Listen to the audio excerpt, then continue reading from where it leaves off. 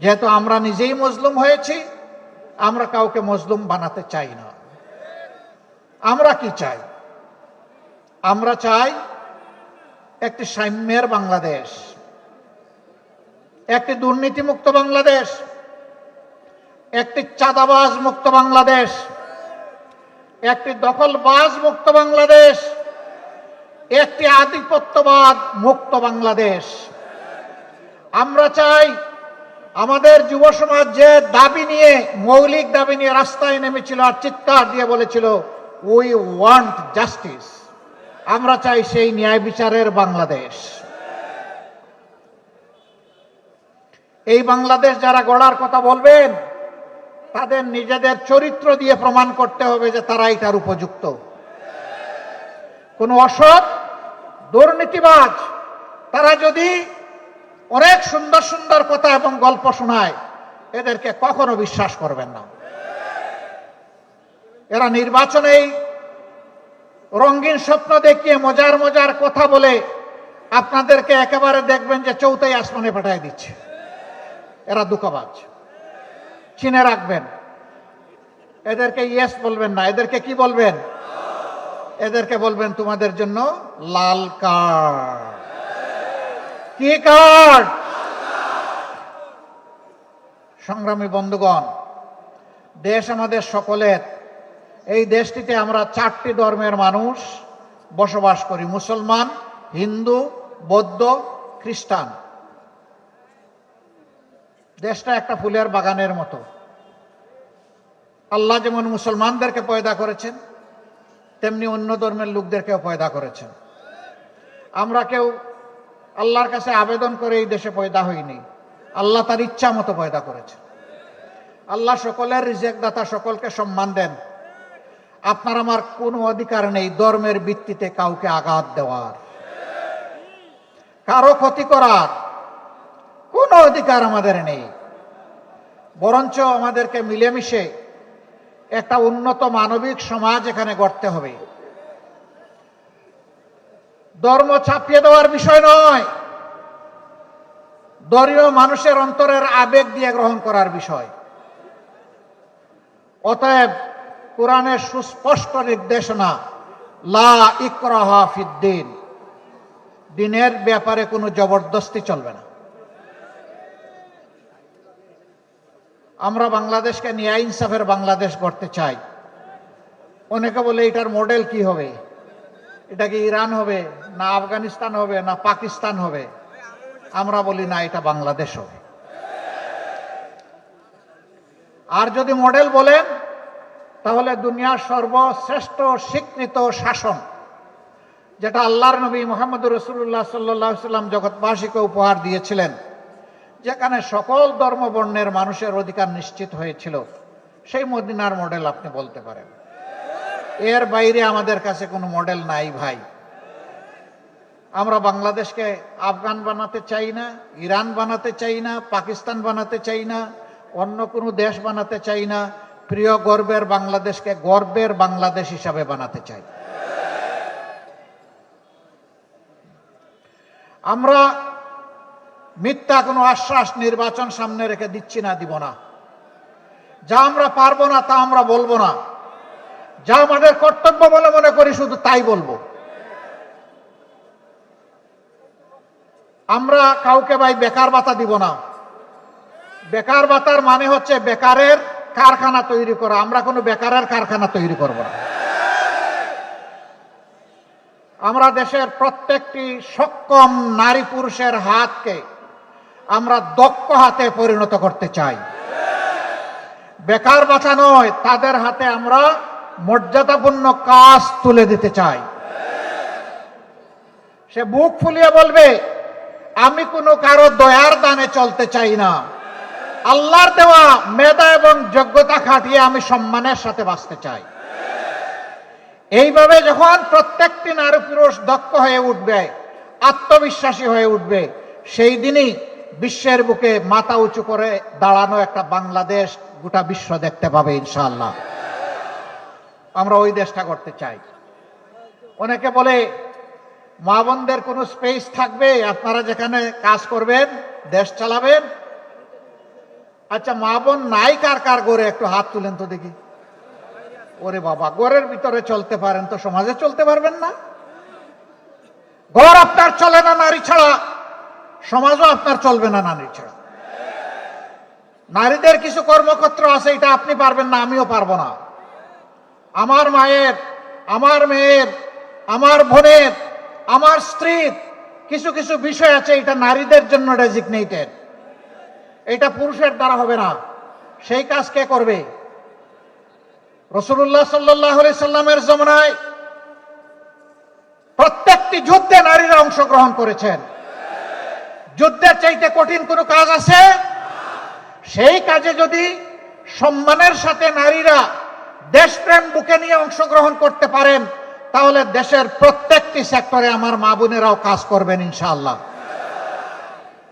এখানে আমরা দেখব না কোন নারী কোন ধর্মের, এখানে দেখব কোন মা বোনটি কোন যোগ্যতার, তার যোগ্যতা অনুযায়ী সম্মানের সাথে তার হাতে কাজ তুলে দেওয়া হবে ইনশাআল্লাহ। আমরা এখানে আমাদের প্রিয় দেশ এবং জাতিকে আর টুকরা টুকরা করতে চাই না, আর বিভক্ত করতে চাই না। আমরা সাম্যের এবং ঐক্যের আওয়াজ নিয়ে আপনাদের দুয়ারে এসেছি। আপনারা কি দেশকে বিভক্ত করতে চান? জাতিকে বিভক্ত করতে চান? চান না? তাহলে আমাদের ঐক্যের এই আহ্বানে আসুন, আপনারা সাড়া দিয়ে আমাদেরকে, আমাদের হাতকে আপনারা শক্তিশালী করুন। আমরা বলেছি নির্বাচন পরবর্তী আল্লাহ তাআলা যদি আমাদেরকে আপনাদের, আল্লাহ তাআলা তার মেহেরবানিতে আপনাদের ভোটের মাধ্যমে এই দেশ সেবার সুযোগ দেন, সরকার গঠনের সুযোগ দেন, এবার যারা নির্বাচনে অংশগ্রহণ করছেন আমরা তাদেরকে আহ্বান জানাবো, আসুন আসুন 5টা বছর অন্তত দেশটা এক হয়ে চালাই। তবে 3টা শর্ত মেনে আসতে হবে। নাম্বার 1, প্রথম শর্ত হচ্ছে নিজেরা কোনো দুর্নীতি করবেন না এবং কোনো দুর্নীতিবাজকে বগলের নিচে আশ্রয় দেবেন না। নাম্বার 2, সমাজের সকল মানুষের জন্য ন্যায় বিচার নিশ্চিত করা হবে। ন্যায় বিচারকে প্রভাবিত করার দুঃসাহস কেউ দেখাবেন না, রাজনৈতিক প্রভাব খাটাতে পারবেন না। বিচারকে তার আপন গতিতে চলতে দিতে হবে এবং বিচার বিভাগকে সম্পূর্ণ স্বাধীন করে দেওয়া হবে, যাতে অর্থের বিনিময়ে নয়, ন্যায্যতার ভিত্তিতে একজন মানুষ যেন ন্যায় বিচার পায়। এখানেও কে গরিব কে ধনী, কে কোন ধর্মের, এটা দেখার কোনো সুযোগ নেই। সমাজের কে কোন চেয়ারে বসে আছেন ওইটাও দেখার কোনো সুযোগ নেই। যে অপরাধে সাধারণ একজন মানুষকে শাস্তি দেওয়া হবে, আইনের আওতায় আনা হবে, একই অপরাধ যদি দেশের প্রেসিডেন্ট করেন তিনিও রেহাই পাবেন না। এর নাম হচ্ছে ন্যায় বিচার। কারোর জন্য আপনার বিচার আর কারোর জন্য ইম্পিউনিটি, দায় মুক্তি, এর নাম বিচার নয়, এটা বৈষম্য, বিচারের উপরে জুলুম। আমরা সেই বিচারের উপরে জুলুম মানব না। 3 নম্বর শর্ত, 54 বছরের বস্তা পচা রাজনীতি যা বাংলাদেশকে দিয়েছে ভালো, আমরা ওই বস্তা পচা রাজনীতি আর চাই না। যেই রাজনীতি তার নেতা নেত্রীকে চোর বানায়, লুটেরা বানায়, সন্ত্রাসী বানায়, ফ্যাসিস্ট বানায়, ওই রাজনীতি আর আমরা দেখতে চাই না। ফ্যাসিবাদ যাতে আর ফিরে না আসে, দুর্নীতিবাজরা আর যাতে সমাজে চলাফেরা করতে না পারে, এমন একটা দেশ এবং সমাজ গড়ার জন্য দেশবাসী মুখিয়ে আছে। বিশেষ করে রক্ত দিয়ে লড়াই করা যুবকরা, যুবতীরা মুখিয়ে আছে। আমরা তাদের কাছে ওয়াদাবদ্ধ, তোমাদের সেই আকাঙ্ক্ষা পূরণে লড়াই যতদিন চালিয়ে যেতে হয় আমরা প্রস্তুত। এ লড়াই থামবে না। এ লড়াই তখনই পূর্ণতা পাবে যখন জনগণের এবং বিশেষ করে আমাদের যুব সমাজের আকাঙ্ক্ষা পূরণ হবে। সম্মানিত ভাই ও বন্ধুগণ, এই 3 শর্তে যারা দেশ গড়ার কাজে অংশ নিতে চাইবেন আমরা তাদেরকে বলবো মোস্ট ওয়েলকাম। আসেন, সবাই মিলে আমরা আগামীর বাংলাদেশটা গড়ে তুলব, স্বপ্নের বাংলাদেশটা গড়ে তুলব।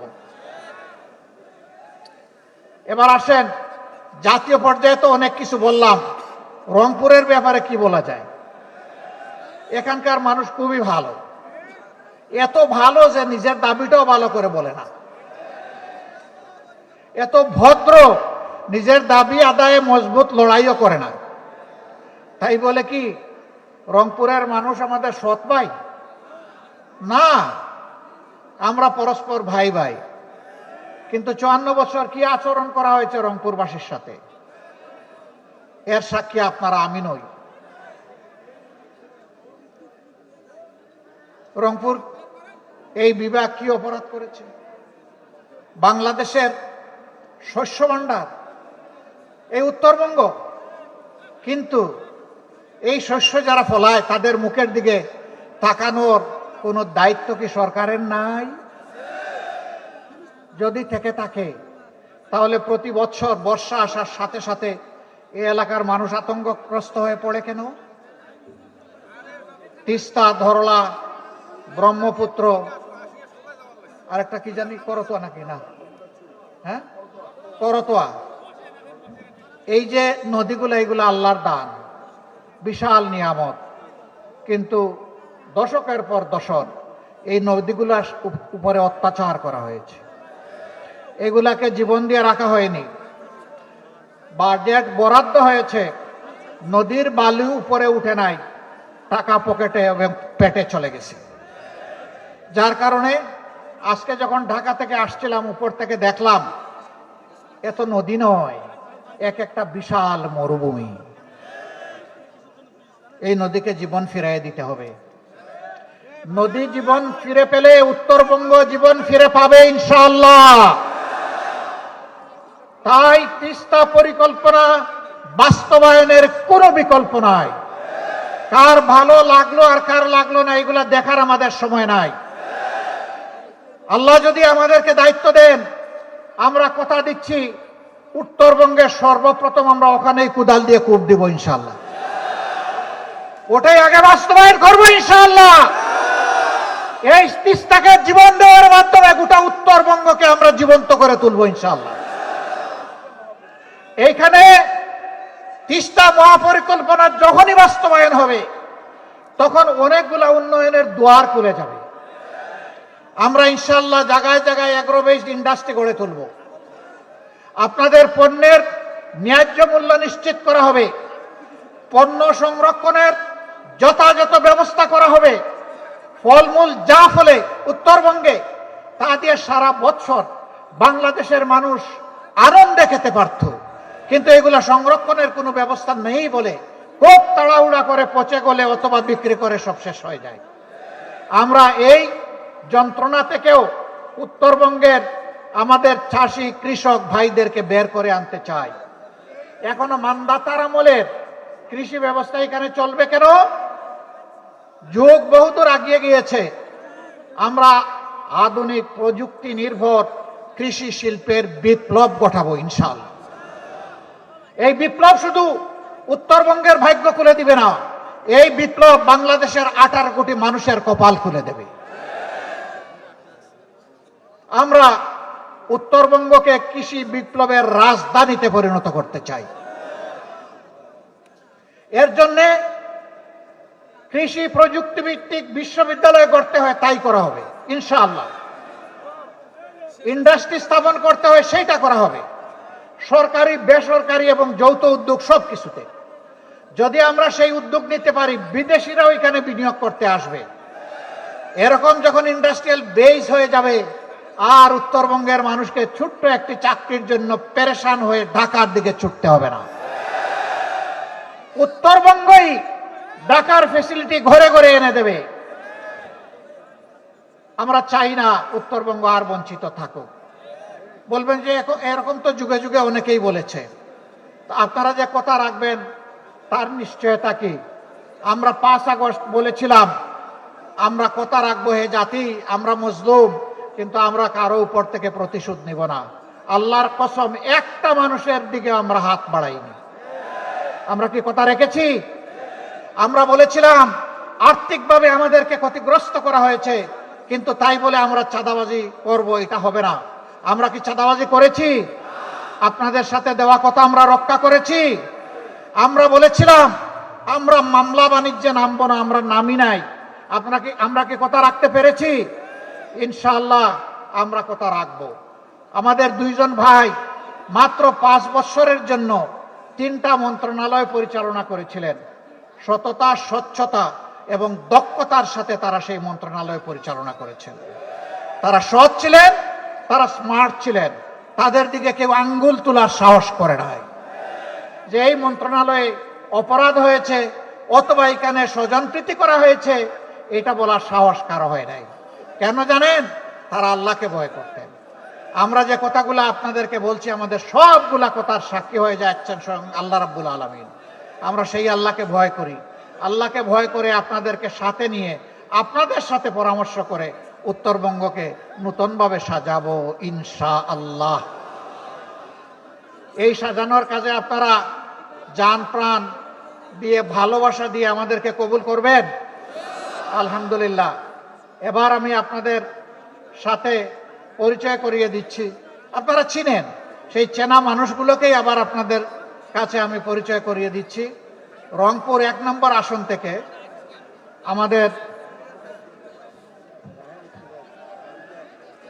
আমাদের ভাই রায়হান সিরাজি, তাকে আমরা তার হাতে দাড়িপাল্লা ইনসাফের প্রতীক তুলে দিয়েছি। আপনারা দাড়িপাল্লায় ভোট দিবেন? দাড়িপাল্লাকে বিজয়ী করবেন? আপনারাই কয়জন ভোট দিলে হয়ে যাবে? ঘরে ঘরে জনে জনে আওয়াজ তুলতে হবে যে ইনশাল্লাহ এবার হবে দাড়িপাল্লা। এই আওয়াজ তুলতে পারবেন? ইনশাল্লাহ আপনাদেরকে মোবারকবাদ। কোথায় পাল্লা? কোথায় পাল্লা? কোথায়? একটা দিয়ে সবাই আল্লাহ। ঠিক আছে, আমরা অপচয় করি নাই, মাত্র একটা দিয়ে সবাইকে আমরা খাবার করবো ইনশাআল্লাহ।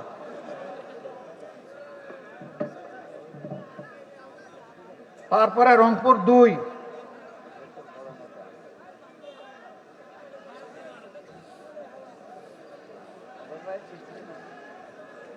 কোথায় রে ভাই? কোথায় কোথায় তালিকা কোথায়? এখানে তো নাই। কি দিচ্ছেন এটা? আহা, রংপুর 2-এ 2 রংপুর 2-এ আমার নেতা, আমার ভাই, মজলুম জননেতা, যাকে শেখ হাসিনা ফাঁসি দিতে চেয়েছিল, ওগো আল্লাহ তুমি তারে রাখো, তারে মারার শক্তি কারো নাই।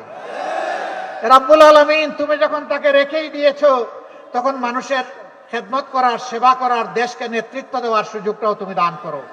আমরা আমাদের ভাইয়ের হাতে পাল্লা তুলে দিলাম। আপনারা কি এই পাল্লার পক্ষে থাকবেন? আপনাদেরকে মোবারকবাদ। বিজয় ঘরে নিয়ে 12 তারিখ ফিরবেন, এর আগে না ইনশাআল্লাহ। তারপরে রংপুর 3, এই শহর এবং সদর নিয়ে যে আসন, সেই আসনে আমাদের সম্মানিত ভাই, বিশিষ্ট শিক্ষাবিদ, আপনারা সকলেই তাকে চিনেন, জনাব মাহবুবুর রহমান বেলাল। আমরা তার হাতেও পাল্লা তুলে দিলাম।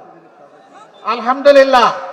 শিবিরের সাবেক নেতা, জামাতে ইসলামের মহানগরী আমির, জেলার আমির, অঞ্চলের আলহামদুলিল্লাহ সদস্য, কেন্দ্রের নেতা, সব কিছুই তিনি আলহামদুলিল্লাহ। আমরা বিশ্বাস করি তিনি রংপুরবাসীর মজবুত কণ্ঠ হিসাবে সংসদে তুফান তুলবেন ইনশাআল্লাহ। এরপরে রংপুর 4, আপনারা জানেন আমরা 10টি দল একত্রিত হয়ে 10 মিলি করি কাজ। তাতেই আছে ভালোবাসা, তাতেই আছে লাভ। এবং দেশবাসীকে আমরা একত্রিত করার জন্য এই অক্ষের ডাক দিয়েছি। সেই 10টি দলের গুরুত্বপূর্ণ একটি দল হচ্ছে জাতীয় নাগরিক পার্টি। এই পার্টির সদস্য সচিব আপনাদের সন্তান, আমরা তার হাতে এবার শাপলাকলি তুলে দিচ্ছি।